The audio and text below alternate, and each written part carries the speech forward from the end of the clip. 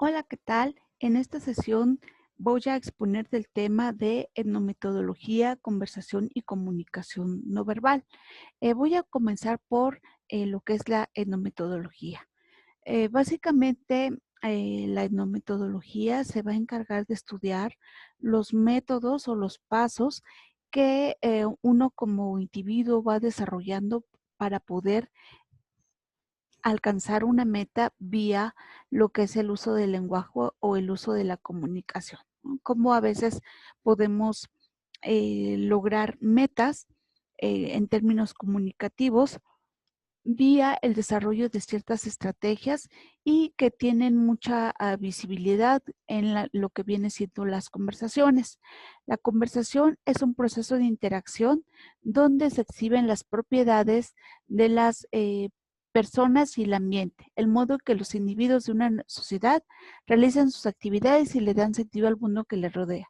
Si se dan cuenta, día a día nosotros en las conversaciones que vamos teniendo, lo que se va desarrollando allí es netamente, son esquemas de relaciones de poder.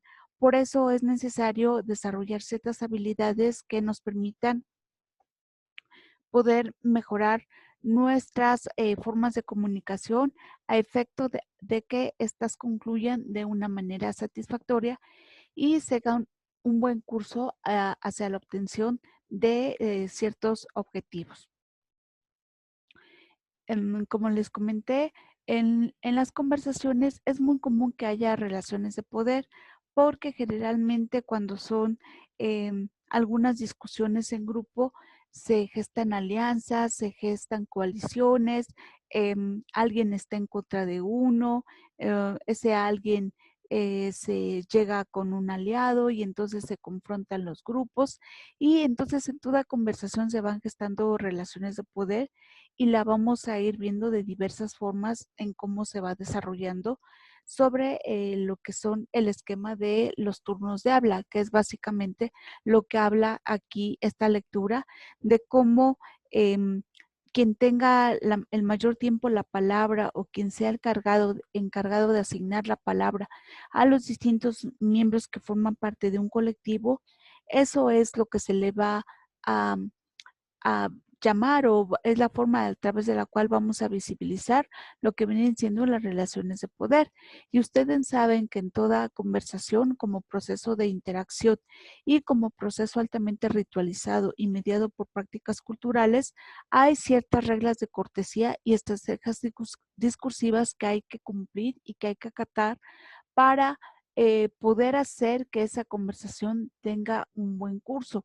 Entonces, pues, si uno no cumple con estas reglas de cortesía, los rituales, o si no conoce estas estrategias discursivas, pues tendrá mayores dificultades en los procesos de comunicación y por lo tanto en sus procesos de interacción y y de poder lograr como propósitos en la forma en cómo están negociando y dialogando con los demás, ¿no? Entonces, las personas conversamos y tenemos que conocer ciertas reglas que median las interacciones a fin de que podamos, pues, eh, desarrollar ciertas estrategias o métodos que nos permitan alcanzar objetivos dentro de lo que viene siendo una conversación, por decirles un permiso que quieren obtener en su casa para ir a una fiesta, ¿no? Entonces, esa conversación ustedes van estableciendo ciertos métodos para poder obtener ese permiso. Entonces, le pueden decir a su papá que a lo mejor ya no tiene mucha tarea, que su mejor amigo los invitó a una fiesta, que les ofreció su casa para quedarse y no correr riesgos, en fin, ir planteando toda una serie de contenidos, de formas de hablar, de estrategias para poder lograr que yo obtenga ese permiso, ¿no? Entonces, la etnometodología se va a encargar de describir estas estrategias o estos métodos que toda comunidad va desarrollando y que de alguna forma pues es determinante en sus procesos de interacción.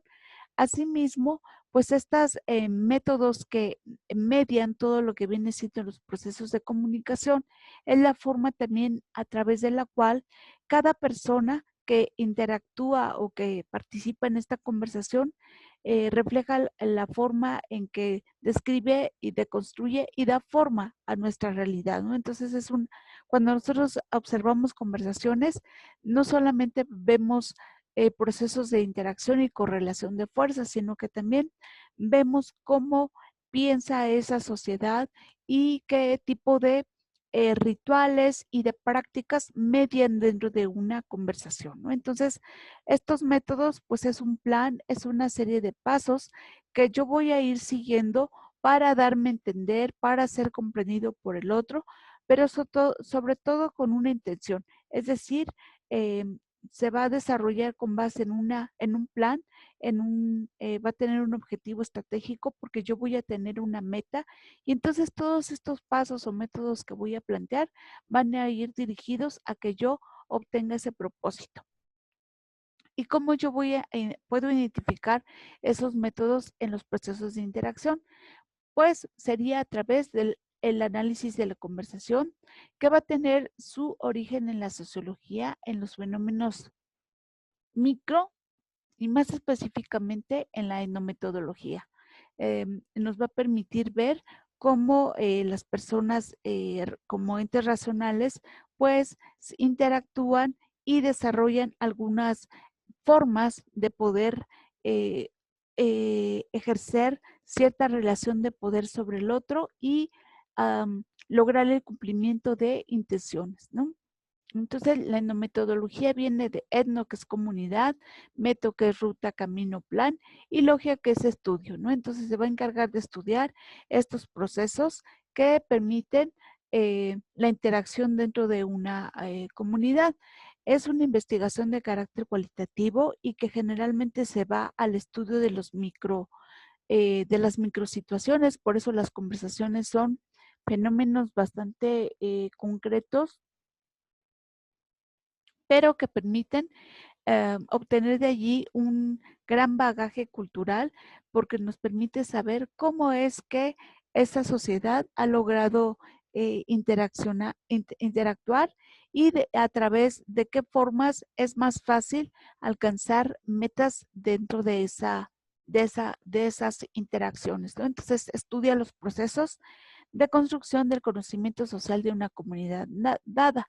Y al estudiar estas conversaciones, pues es una forma de describir la realidad social, porque vemos cómo detrás de estas personas hay acciones, hay creencias, hay intenciones, hay motivos que los van a llevar a la implementación de métodos y estrategias orientados hacia la obtención de metas.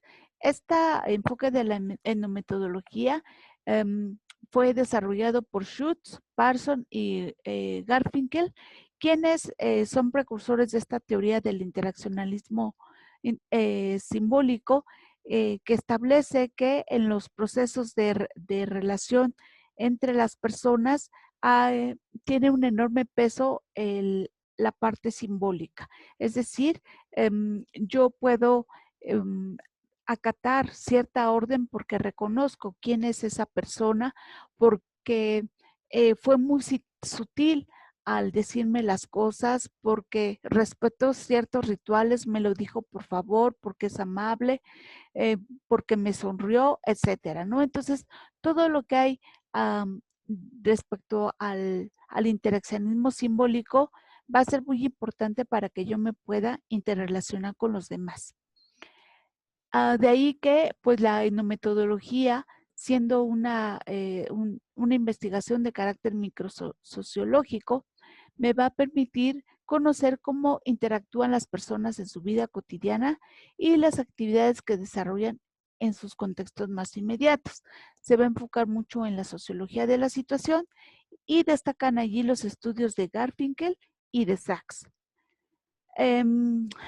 ¿Cómo va a ver la etnometodología del lenguaje? Bueno, lo va a observar como un elemento clave para poder analizar y comprender la vida y la estructura social, es decir, cómo se respetan las jerarquías a través de las conversaciones y qué tanto igual o qué tipo de procedimiento se tiene que llevar a cabo para poder ir estableciendo o respetando o reproduciendo estas relaciones de poder. De ahí que el discurso, pues bueno, sea un producto, pero también va a ser un reflejo de las circunstancias en que se ha producido. Es decir, los actores que forman parte de una conversación van a utilizar determinado léxico, determinadas palabras, determinadas acciones, porque dependiendo del rol que estén desempeñando en esa conversación, es la forma en cómo se van a interactuar con los demás. ¿De qué depende la elección de los términos? Básicamente de la relación de los interlocutores. Si es mi amigo, pues a lo mejor puedo utilizar malas palabras, mm, hago un uso de términos de mucha confianza, pero si no es así, entonces marco mi distancia mucho, sobre todo con el uso del usted. Porque también igual depende de la cultura y de la historia de vida de cada uno de los interlocutores y obviamente de las circunstancias, ¿no? Estos tres elementos son los que me van a permitir ver cómo es que opera una sociedad a través de la comunicación y obviamente cómo es que se construyen los sentidos dentro de esta comunidad. Los conceptos clave que van a manejarse desde esta perspectiva es la competencia, es decir, el uso óptimo, adecuado que yo pueda tener del código verbal y del código social, el tipo de palabras que voy a utilizar acorde a esa situación y la manera en que yo voy a evaluar los métodos o voy a diseñar la estrategia para poder salir avante dentro de una conversación independientemente de los términos en que se lleve a cabo esta conversación. Entonces, pues me va a permitir escribir mi vida cotidiana, mis pláticas cotidianas y la forma en cómo yo voy construyendo mi realidad a través del léxico, de la interacción, de cómo reconozco la jerarquía de los demás vía las palabras, al decir usted, tú, licenciado, señor, patrón, son distintas construcciones que vamos a estar utilizando para poder asignar nuestra realidad. Y entonces en una conversación yo lo que puedo analizar es el nivel fónico, es decir, la pronunciación, las características de ese grupo social en función de los términos que utilizan, me van a decir como de dónde son, su origen social y el tipo de escena en la que va teniendo lugar esa conversación. El nivel morfosintáctico me va a acercar más a la cuestión del desarrollo de esa conversación mediante intensificadores, titubeos, dramas, muletillas, expresiones de duda, etcétera. La parte de las palabras que también es muy importante para poder analizar una conversación, porque dependiendo del tipo de palabras, es que como yo voy a poder saber qué tipo de relación están llevando a cabo los actores de ese proceso de comunicación y lo no verbal, que también va a ser trascendental para poder estudiar una conversación en función de que a veces no solamente lo dicho tiene un sentido, sino lo no dicho o toda la parte no verbal tiene una enorme proyección y nos está dando a veces mensajes muchísimo más importantes que lo dicho. Y finalmente los turnos de habla. Se acordarán que les había yo dicho que las conversaciones, pues bueno, son entre dos, tres o más personas. ¿Quién es el que tiene el mayor tiempo el habla? ¿Quién es el que lo asigna a los distintos miembros que son parte de esa conversación? ¿Quién interrumpe? ¿Quién dice la última palabra? ¿Cómo yo, cómo cada uno de ellos se va tomando la palabra o alguien la va asignando, entonces sería autoselección o heteroselección. ¿Cómo ocurren los cambios de rol, los cambios de tema, cambio de participante? Es decir, qué tanto se va desarrollando esa dinámica de comunicación a través de una conversación.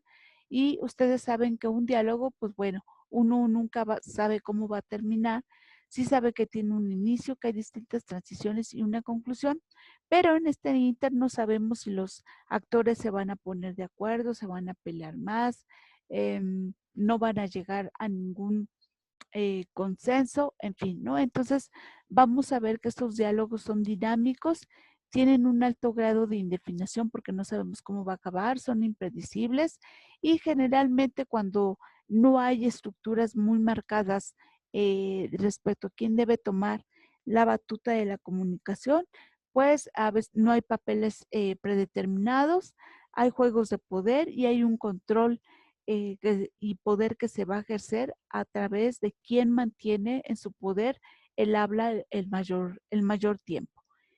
Y pues esto hace que para poder ser un buen conversador necesitamos desarrollar ciertas estrategias de negociación y de comunicación, porque lo que vamos viendo en las conversaciones son esto: relaciones de poder y dominación, alianzas, distancia social y a veces un papel más activo o menos activo entre los personajes que forman parte de ese proceso de comunicación.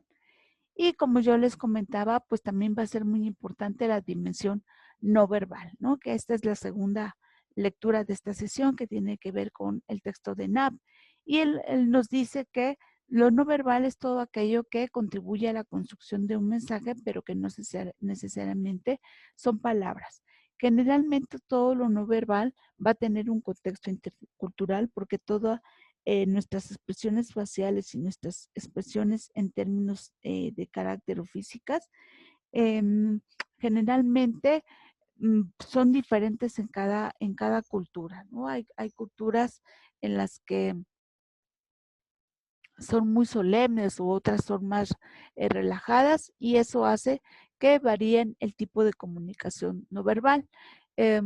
También estos elementos de lo no verbal pueden acortar o pueden prolongar la comunicación o pueden generar problemas de comunicación, en tanto que lo no verbal va generalmente acompañado de lo que viene siendo un mensaje de carácter verbal.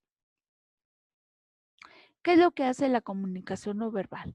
Pues va a respaldar la labor persuasiva, a em, ahondar o consolidar la parte emocional, transmitir actitudes, dar identidad y personalidad propia a quien está desarrollando esa conversación. Y obviamente acompaña y apoya mucho al habla. Y dentro de estas dimensiones de lo no verbal, Ruech y Kess señalan que la apariencia personal, la ropa, los gestos o movimientos, la acción casual, las huellas de acción, como em, el hecho de que veamos colillas, montaduras de fruta, papeles usados dentro de la escena en donde se lleva a cabo ese acto de comunicación, pues nos dice mucho de cómo es el ambiente o cómo es ese lugar. También puede haber sonidos guturales o sonidos vocales que no son necesariamente son palabras, pero que le van dando vida a los personajes de algunas series. Y lo mismo aplica para las palabras dichas y las palabras escritas, porque a veces algún movimiento o alguna cosa que uno hace de comunicación no verbal puede también venir a complementar la palabra, puede sustituirla y pues también igual aquí anexamos la palabra escrita porque también depende del tipo de tipografía o de elementos paratextuales, en fin, que vayan acompañando a lo que viene siendo un mensaje. Y el comportamiento no verbal nos va a ayudar a reforzar mensajes, a negarlo, a repetirlo, a sustituirlo, a complementar o acentuar o regular el comportamiento verbal de los interactuantes. ¿Qué cosa o cómo opera el sistema de comunicación no verbal? Generalmente lo vamos a ver en los movimientos corporales o kinésicos porque vamos a encontrar algunos emblemas, ilustradores, expresiones de afecto, reguladores y adaptadores que los voy a explicar más adelante. También las características físicas van a ser determinantes en la comunicación no verbal, la vestimenta, la forma en cómo te sientas, te levantas, en fin, todo eso también va a ser parte de esto no verbal. Eh, Toda la parte táctil, de que a veces necesitas tocar a alguien o abrazar a alguien, también va a ser un elemento de comunicación al cual se le requiere dar seguimiento. Lo mismo opera para el lenguaje, que viene siendo vocalizaciones o cualidades vocales de cada persona en particular, ya sea que hable muy chillón o muy fuerte, o que tenga una voz muy fuerte, ¿no? Entonces, eso también opera dentro de lo no verbal. La proxémica, que tiene que ver con la distancia entre una y otra persona. Los elementos que también igual pueden acompañar la escena en que tiene lugar este acto discursivo, y el entorno o medio a través del cual se va a llevar a cabo esta conversación. Por chat, por celular, por computadora, etcétera. ¿Y qué es lo que tiene que ver el punto número 1 con los movimientos del cuerpo? Bueno, va a ser todo esta mensajes no verbal de carácter corporal que se va a expresar o que se va a intentar darle un significado para poder comprender determinadas situaciones de comunicación. Obviamente hay determinados tipos de conducta no verbal, y algunas sí tienen esta intención de comunicar a las personas, y otras solamente son de carácter expresivo. Pienso un poco en las mamás de los 80s que iban por sus hijos a la escuela, y que dentro de estos procesos de comunicación, pues bueno, era la parte kinésica de eso, llegar y dar una sonrisa, dar un abrazo, tener un buen acercamiento, y todo lo que tiene que ver con el manejo de gestos, de miradas, de expresiones faciales y el tacto. Generalmente son como 7 tipos de emociones que podemos transmitir a través de la comunicación kinésica: la felicidad, el enojo, el miedo, la sorpresa, la tristeza, el disgusto y el interés. Y todo eso lo podemos ver mediante gestos, mediante movimientos corporales, la mirada, el tacto, expresiones faciales, ¿no? Y aquí habíamos comentado que hay emblemas. Estos emblemas tienen que ver con estos formas de comunicación kinésica que podemos hacer mediante los dedos o los ojos, y que van a tener un significado específico, y que generalmente tiene que ver con procesos de comunicación cultural, porque las señas que hacemos con los dedos, con las manos, no va a ser igual en todos los países, ¿no? Por ejemplo, aquí es señal de lo hiciste muy bien, te quedó muy bien, esta igual es de algunos grupos sociales en específico, y la señal de la victoria. Los ilustradores, que son estos movimientos kinésicos que vamos a tener para reforzar una idea que estamos dando, algo explicando, que era algo muy común de Peña Nieto: enfatizar, señalar, ilustrar. Y entonces es como el uso de la comunicación corporal para reforzar nuestro mensaje. Y también las muestras de afecto, ¿no? Todas estas expresiones faciales que nos van a ayudar a expresar un momento emocional. Y por decir, si yo te quiero dar una noticia muy buena y la digo triste, pues no me vas a creer, porque mis muestras de afecto o mi comunicación no verbal no está reforzando lo que yo estoy diciendo. Y finalmente, estos reguladores, porque algunas veces la comunicación no verbal funciona para poder controlar la comunicación de otros. Quizás a ustedes no les tocó, pero por ejemplo la gente de mi generación la podíamos controlar solamente con miradas, ¿no? Y no había necesidad de decir cosas, solamente con la cara o las miradas que uno ponía. Y estos adaptadores van a ser estos em, ah, sí, estos movimientos que vamos a hacer con nuestro cuerpo para tratar de atenuar los nervios o el estrés de algunas situaciones. Por ejemplo, rascarse la nariz, el ojo, tocarse la cara, acomodarse los lentes, tocarse el cabello, en fin, que todos estos elementos de adaptación nos van a ayudar como a controlar y a manejar la situación en la que estamos expresándonos o desarrollándonos, y podría ser una clase, una conferencia, para controlar los nervios. A veces uno se truena las manos o toma una pluma, en fin, todo esto que podemos hacer para adaptarnos a contextos que son difíciles. Algunas veces movemos la pierna, tomamos un lápiz, fumamos o nos acercamos a alguien o nos distanciamos de alguien. Y finalmente, pues bueno, también dentro de estos elementos de significación estarían las características físicas, ¿no? Porque todo lo que es la forma del cuerpo, los olores, el aliento, la altura, peso, cabello, color o tonalidad de piel, también se van incorporando como parte de los elementos de comunicación no verbal. Por ejemplo, en esta fotografía que es Celia Cruz, pues este tipo de vestimenta, de peinado, de maquillaje que utiliza es muy para el mundo del espectáculo. Yo no concebiría, por ejemplo, ver a un investigador, una investigadora utilizando este tipo de look, pues porque no va acorde a lo que viene siendo la comunicación no verbal mexicana. E igual también aquí vemos cómo la comunicación táctil nos dice mucho de cómo está una situación, un golpe, una caricia, un pellizcón, eh, algo que tenga que ver con el tacto, ¿no? Y les pongo de ejemplo esta situación en la que la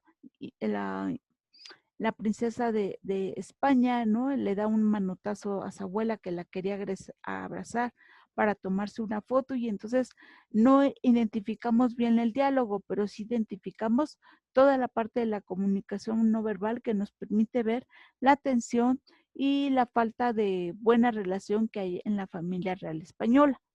Y como yo les decía, ¿no? Los elementos de paralenguaje, que viene siendo todo lo que tiene que ver también con la voz, los suspiros, la risa, el llanto, estornudo, ronquido, si es grave, si es agudo, si subo volumen o hablo quedito, algunas segregaciones vocales que me ayudan como a enfatizar mi duda o mi asombro o mi miedo, entonces también igual vienen a reforzar toda la presentación de un mensaje, las pausas, sonidos o los errores que voy teniendo al hablar también son elementos de significación porque se dice que no son casuales, sino que corresponden a una distracción o a una presión que voy yo teniendo y entonces es allí como también igual voy identificando estos elementos no verbales, pero que también me dicen mucho, ¿no? Sobre todo si no domino el tema o tengo dudas, generalmente uso muchas muletillas o tiemblo al hablar y esos errores se perciben muy fácilmente.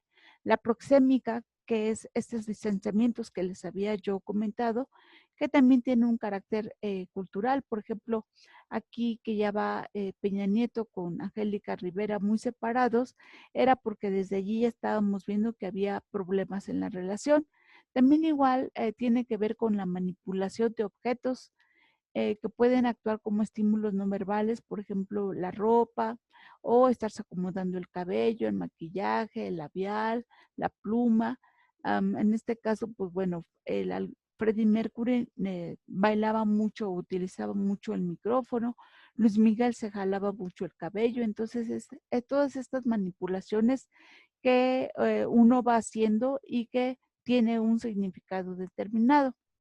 Y respecto a los factores del entorno que tiene que ver con los espacios, pues de todos los elementos que nos ayudan a construir atmósfera, ¿no?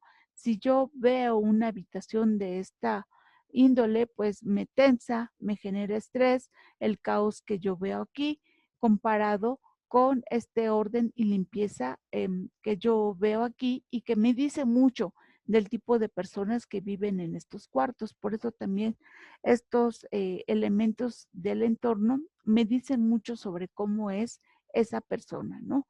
La arquitectura, las plantas, la luz, los olores, temperatura, en fin, todo eso también igual viene a contribuir a reforzar un mensaje o a generar problemáticas de comunicación.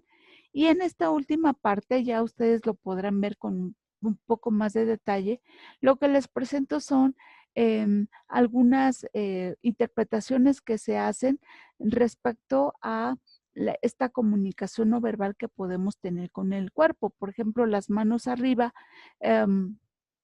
Cuando yo expongo un tema, me ayudan para generar empatía y buscar confianza, porque quiere decir que estoy abierto, que no tengo limitaciones y que soy una persona positiva y que me gusta trabajar con los demás.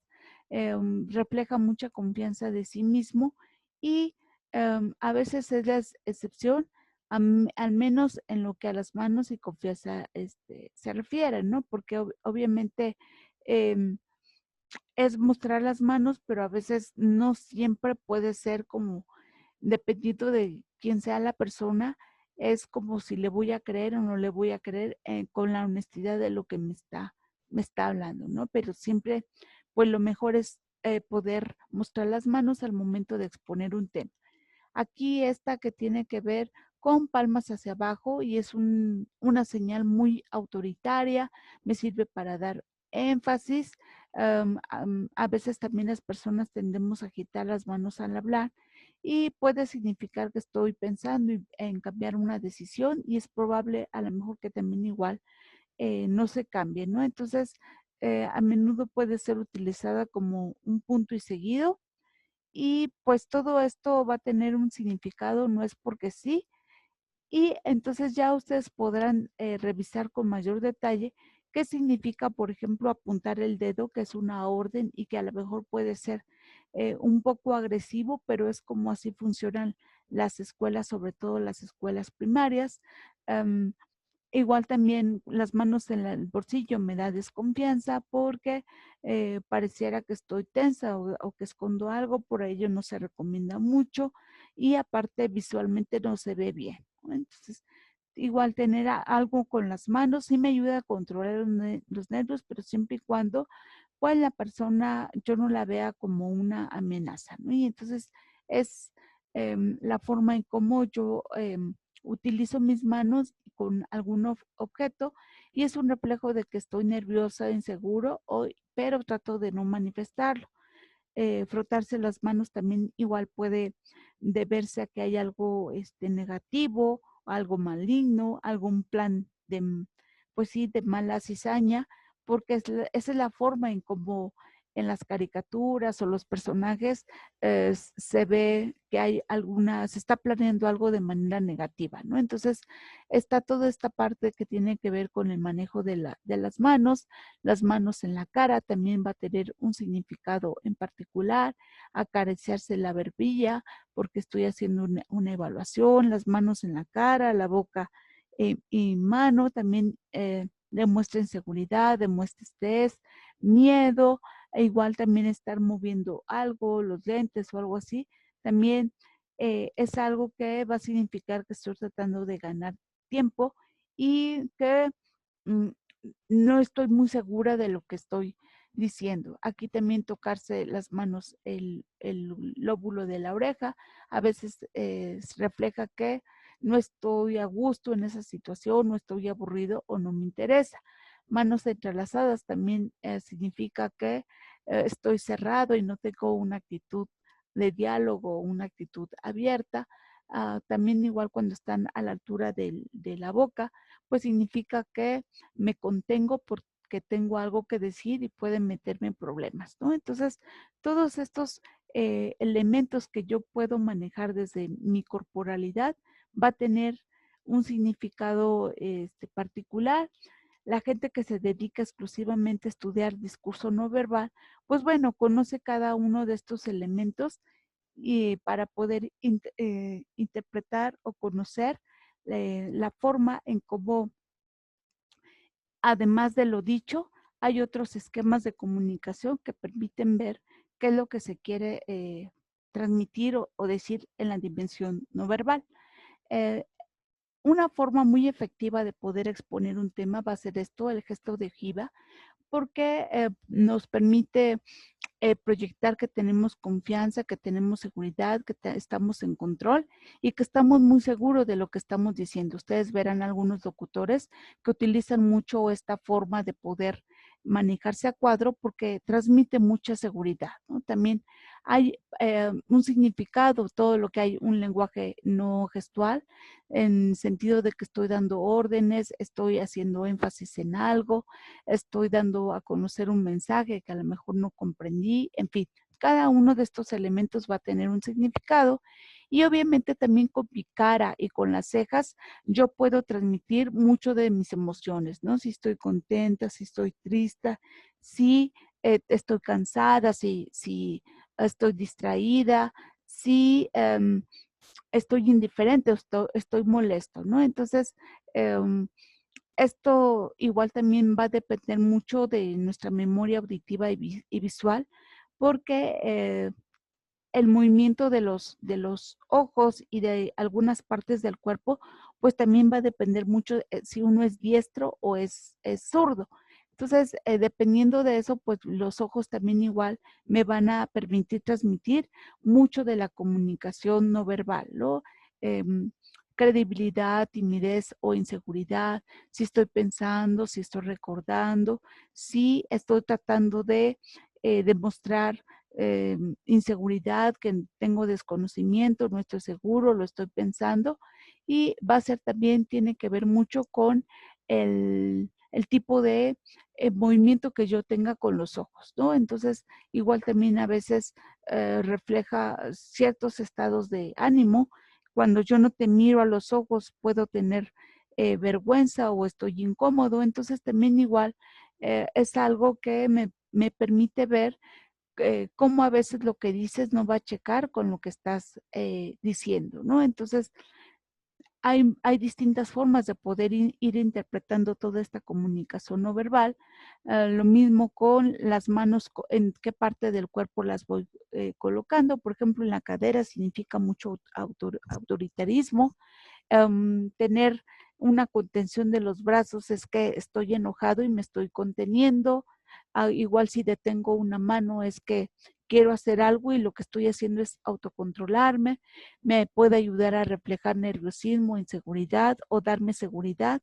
Por ejemplo, en este caso que este señor está teniendo esta como carpeta, esta carpeta le sirve de protección. Generalmente a veces ponemos la bolsa o un documento y eso nos va a servir como barrera. Esta postura de cruzar los brazos con pulgares arriba son mucho una señal de superioridad. También aquí esta es una señal de superioridad o de frustración o intento de control.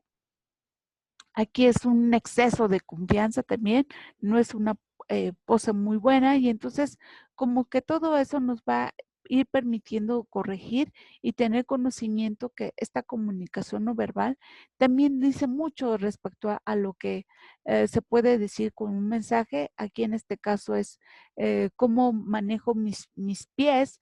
El tener las piernas muy abiertas es como arrogancia, imposición, proteger mi territorio y querer dominar. Entonces, dependiendo mucho del sexo, también es igual como yo me pueda colocar, pero no es muy conveniente tener las piernas muy separadas porque eso refleja mucho autoritarismo, ¿no? Y entonces, um, hay personas que lo logran dominar bien y sobre todo en mujeres, como por ejemplo aquí que vemos a Angélica Rivera, que fue muy criticada por este tipo de poses que tenía en algunas fotografías, tuvo que corregir.